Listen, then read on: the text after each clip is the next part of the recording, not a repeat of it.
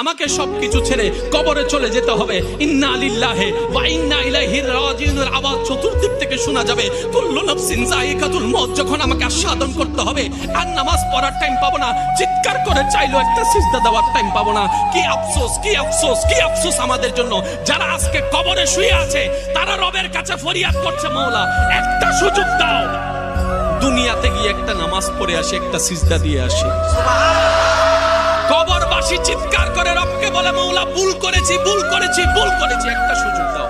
আবার দুনিয়ায় যাব, মাওলা হাজার ব্যবসা থাকুক আমি নামাজ ছাড়বো না, হাজার চাকরি থাকুক আমি নামাজ ছাড়বো না, মাওলা একটা সুযোগ দাও, একটা সুযোগ দাও, একটা সুযোগ দাও। মাটির নিচে যারা আছে তারা বলছে, আর মাটির উপর যারা আছে তারা বলছে, ভাই নামাজ তো পড়তে হয়। একজনে বলে যে কিভাবে আসবো, আমার প্যান্ট তো ঠিক নাই, আমার প্যান্টও ঠিক নাই, আমার শরীর তো পাক নাই, আমার কাপড় তো পাক নাই। আরেকজনে বলে আমি যদি নামাজে যাই দোকানটা এখন বন্ধ করে লসে